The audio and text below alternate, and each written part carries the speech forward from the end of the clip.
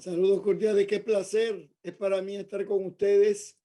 A la verdad que he quedado muy, pero no positivamente impresionado, sino muy positivamente impresionado con el evento. Escuché al colega anterior muy bueno con el análisis narrativo y de las narraciones, muy bueno. La verdad que le dije al hermano Pablo que ya empecé aquí medio impresionado y dando gracias a Dios por los estudios bíblicos, por el hermano Sergio que me ha precedido, por los otros colegas. Así que les bendigo a todos en el nombre del Señor Jesucristo. El tema mío que quisiera tocar hoy es la Biblia en general, la contextualidad también en general y en particular, pero quisiera usar como modelo los estudios, las investigaciones actuales referentes a Jesús de Nazaret. De esa manera, en los últimos años de mi vida, lo que yo he hecho es traducir la Biblia y escribir sobre literatura hebrea, pero cuando me mudé a Jerusalén, comencé a estudiar más y más a Jesús de Nazaret y escribí un libro sobre Jesús histórico. Luego escribí otro sobre las parábolas, escribí otro por los milagros del reino y finalmente acabo de sacar dos más, uno sobre cristología y otro sobre el Mesías, una lectura de Isaías a la luz de la experiencia de Jesús de Nazaret. Entonces, fundamentado en eso, quisiera hablarle en esta noche acerca de cómo están los estudios sobre Jesús de Nazaret y sobre todo qué nos puede ayudar, cómo nos ayuda, qué contribución hace a nuestra contextualización del mensaje cristiano.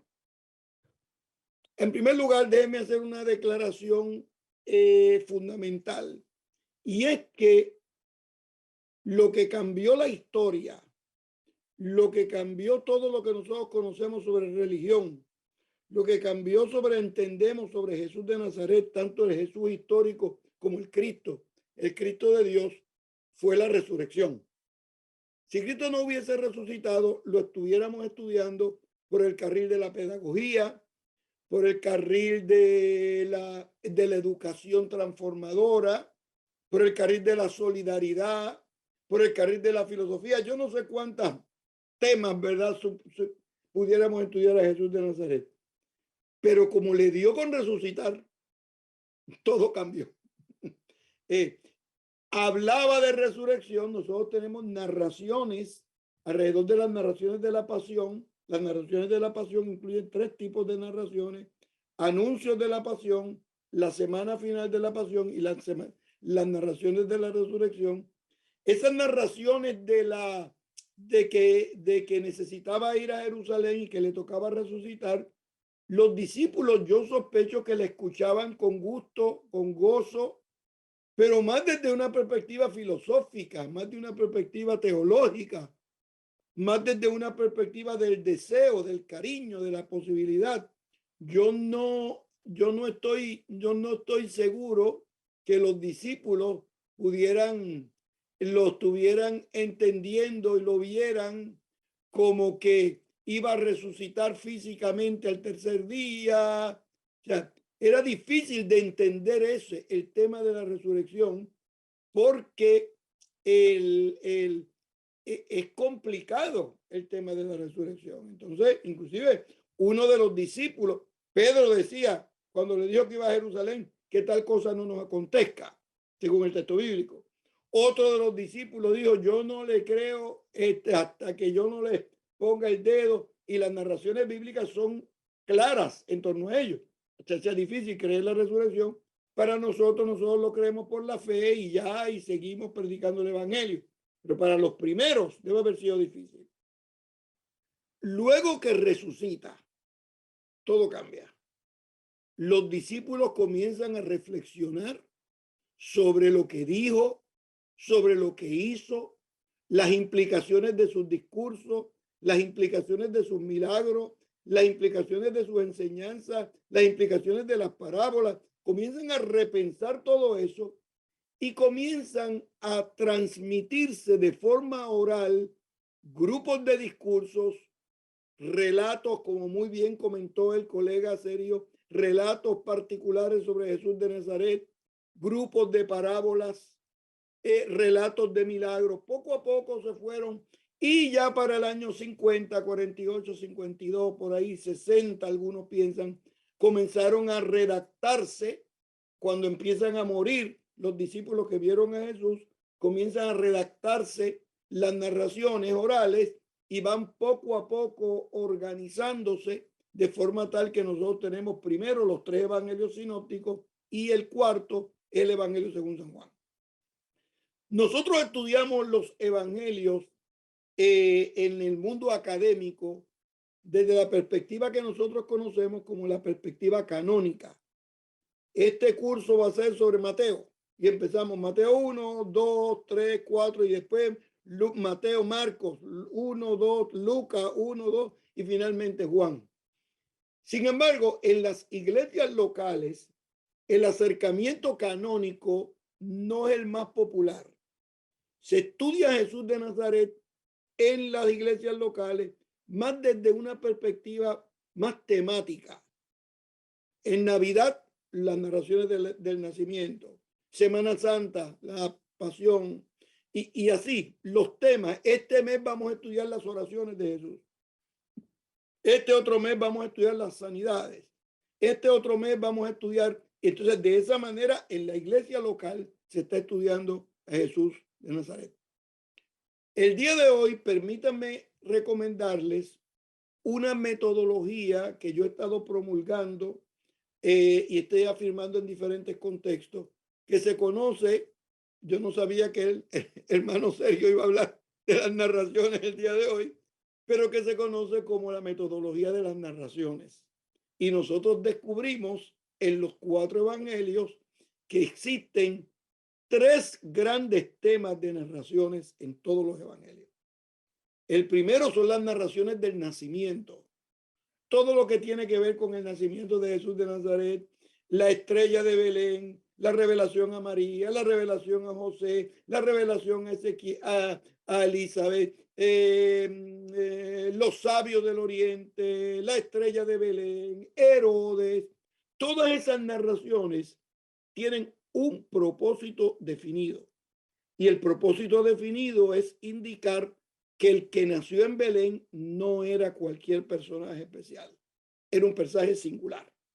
El que nació en Belén no fue Pablo Gutiérrez, ni Samuel Pagán, ni Sergio Ramírez. Nació el Mesías. Y esto desde el día 1 no hay confusión en los evangelios, no hay desorientación en el evangelio. Afirmaron eso con toda seguridad. Pero detrás de esta narración hay una afirmación teológica muy importante que es una afirmación sobre Dios. Y lo que quieren recordar los evangelistas con el nacimiento y las narraciones del nacimiento de Jesús es que el Dios bíblico cumple sus promesas. De la misma manera que le prometió a Abraham al salir de Ur de los Caldeos que lo iba a llevar a la tierra que fluye leche y miel. Luego se le promete a Moisés que lo iba a sacar de Egipto y lo saca. Luego le promete a David y luego Isaías comienza a profetizar. El nombre es Emanuel, que significa Dios con nosotros, pero va a tener 4 pares de nombre: admirable consejero, Dios fuerte, Padre eterno, príncipe de paz. Es decir, que las narraciones del nacimiento tienen 2 valores fundamentales. Quien nace es el Cristo de Dios que encarna la voluntad de Dios en medio de la historia de la humanidad desde la perspectiva de los evangelios. Y segundo, afirmar que el Dios bíblico cumple las promesas y se cumple sus promesas en la figura histórica de Jesús de Nazaret. Antes de pasar a las otras narraciones, es importante que haga una afirmación ya de corte filosófico y de corte literario. Nosotros tenemos más evidencia, mucha más evidencia de la vida y de la historicidad y de los temas que Jesús presentó que de Aristóteles y de Platón y de todos los filósofos griegos. Y cuando usted va a la universidad, nadie le dice, yo no quiero estudiar a Platón porque yo no sé si existió o no existió. Nadie dice eso. Pues yo quiero que ustedes sepan que hay más evidencia en literatura cristiana canónica, en literatura cristiana no canónica, deuterocanónica, en literatura judía, en literatura griega, latina, hasta en comunidades posteriormente, en la literatura musulmana, nosotros también tenemos referencias al Jesús histórico. El primer grupo de narraciones, las narraciones del nacimiento. El segundo grupo de narraciones es las narraciones del ministerio de Jesús de Nazaret, del cual voy a hablar. Y el tercer grupo de narraciones son las narraciones de la pasión, que ya les mencioné, anuncio de la pasión, la semana de la pasión y la resurrección. Con la semana de la resurrección y la semana de la pasión de Jesús de Nazaret, lo que estamos indicando es que el Señor Jesús tiene el poder sobre la vida y sobre la muerte. Porque por esa razón el apóstol Pablo posteriormente dice que si Cristo no resucitó, vana es entonces nuestra fe. En primer lugar, tenemos las narraciones del nacimiento, tenemos las narraciones de la pasión y en el medio, en las narraciones del ministerio de Jesús de Nazaret. Todo lo que dijo y todo lo que hizo. Cuando estudiamos esas narraciones del ministerio de Jesús de Nazaret, descubrimos varias cosas interesantes. En primer lugar, que uno de los títulos preferidos que se atribuían, que se le daban a Jesús, era el título de maestro. Aunque lo conocían como profeta, aunque lo conocían como el Hijo de Dios, el Hijo del Hombre, referencias a él en los evangelios, posiblemente el título que más utilizaban en torno a él mientras él estaba ministrando en la tierra era el de maestro. Y como maestro, los discípulos de él lo afirmaban y lo seguían sin ningún tipo de dificultad. Lo amaban, apreciaban sus enseñanzas y cuando no entendían algo, de acuerdo con los evangelios, sencillamente luego del día, en la tarde, se reunía el Señor con los discípulos y les reexplicaba y aplicaba la enseñanza, especialmente enseñanzas de la parábola. Cuando estudiamos a Jesús de Nazaret, descubrimos que sus discípulos lo admiraban, pero lo curioso del caso es que los textos bíblicos que nosotros tenemos a disposición nuestra nos indican que sus adversarios y sus enemigos también lo apreciaban y lo admiraban. Por ejemplo, luego de uno de los milagros más importantes en la Galilea, luego del lago, luego de una parábola, dos fariseos evalúan la vida de Jesús y uno le dice al otro, el problema con este es que no nos habla como los escribas y los fariseos, sino que nos habla como quien tiene autoridad. Se ganó el respeto público Jesús de Nazaret por sus enseñanzas. El día de hoy ese tipo de autoridad se conoce como autoridad moral en el mundo de la filosofía, especialmente en el mundo de la educación, se conoce como autoridad moral y es cuando hay correspondencia entre lo que se dice y lo que se hace. Y la gente notó que Jesús de Nazaret vivía a la altura de los reclamos y las enseñanzas que presentaba. Jesús de Nazaret no solamente era admirado por sus discípulos, sus adversarios, inclusive un principal de la sinagoga, de acuerdo al Evangelio según San Juan, llegó de noche y cuando lo saluda, según los testimonios que nosotros tenemos, cuando lo saluda, le dice, Rabí, lo que reconoce como Rabí, Rabí, sabemos que has venido de Dios. O sea, reconoce la autoridad divina en Jesús de Nazaret y añade, como maestro, porque nadie puede hacer las cosas que tú haces si no está Dios con él. No lo reconoció como el Cristo de Dios, no lo reconoció como el Mesías, pero lo reconoció como maestro. En efecto, era un gran maestro. Y la primera afirmación que quiero hacer con respecto a la pedagogía de Jesús es que Jesús enseñaba de dos formas básicas. Enseñaba con el discurso y enseñaba con sus acciones. Enseñaba con lo que decía y enseñaba con lo que actuaba. Es decir, que cuando analizamos con profundidad las narraciones del ministerio de Jesús de Nazaret, descubrimos que enseñaba de dos formas, con el discurso y con los prodigios, con los milagros, con los actos espectaculares de parte de Dios. El estudio de Jesús de Nazaret nos describe a un gran educador, un educador extraordinario, que unía la enseñanza que abría la posibilidad del milagro y hacía un milagro que abría la posibilidad de una enseñanza. Y cuando estudiamos las enseñanzas de Jesús de Nazaret, descubrimos por lo menos tres formas de enseñar. Por lo menos tres formas de enseñar. Uno, enseñaba con el discurso, con la conferencia, con la presentación. Venid a mí todos los que estáis trabajados y cargados, que yo los haré descansar. Discurso bueno. Aprended de mí, que soy manso y humilde de corazón, y hallaré descanso para vuestras almas. Y así, bienaventurados sois cuando por mi causa digan toda clase de mal contra vosotros mintiendo. El discurso jugaba un papel protagónico en Jesús de Nazaret, pero no era la única forma de enseñanza. Posiblemente, cuando tratamos de estudiar la palabra final, lo que se conoce en el mundo académico como la ipsísima verba de Jesús de Nazaret, tenemos que llegar a las parábolas. Y capítulo 15 de las parábolas es muy importante. Por ejemplo, la parábola de la oveja perdida, moneda perdida, y en vez de un hijo perdido, eran dos hijos perdidos. Estaban perdidos los dos igual, y uno se perdido y se fue, otro perdido y se quedó, pero necesitaban un padre perdonador.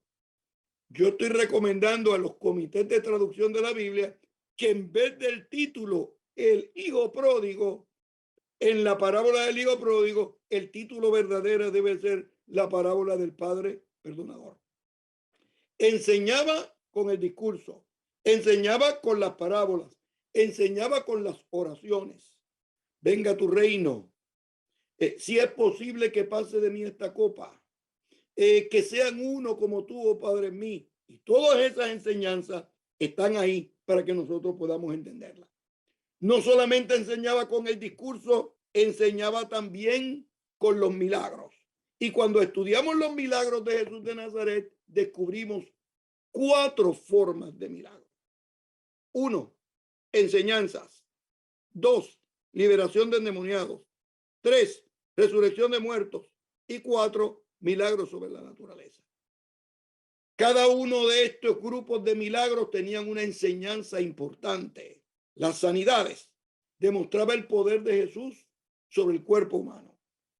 La liberación de demonios, el poder de Jesús sobre la mente. La resurrección de muertos, el poder de Jesús sobre la vida y la muerte. Y los milagros sobre la naturaleza revelaban su capacidad de hacer milagros sobre la creación, sobre todo lo que Dios había creado y sobre la naturaleza. Todos esos milagros y enseñanzas le abren la puerta a la educación transformadora que Jesús de Nazaret llevaba a efecto. Por favor, entiéndanlo y disfrútenlo. Jesús de Nazaret no estaba en el ministerio del entretenimiento, ni organizaba campaña para que la gente le llevara a los enfermos. Jesús estaba involucrado en el ministerio de las transformaciones, en la modificación de la conducta, en la revisión de las prioridades de la vida, en la encarnación en la gente con necesidad y angustia, en la ruptura de las cadenas. Eso estaba en el ministerio de Jesús de Nazaret. Y cada enseñanza y cada milagro apuntaba a uno de los valores fundamentales en el ministerio de Jesús de Nazaret.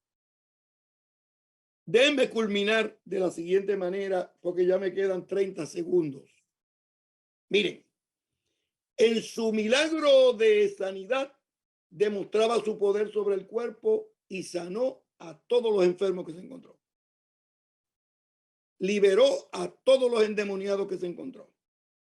Resucitó a todos los muertos que se encontró. Y los milagros sobre la naturaleza pusieron de manifiesto su poder que rompe los linderos del tiempo, de la historia, de la geografía y de las desesperanzas humanas para la mismísima gloria de Dios. Y me pasé por 12 segundos. Así que culmino. Gracias por permitirme esta breve presentación, Pablo y Sergio y el resto de los colegas que están aquí con nosotros y Eduardo también.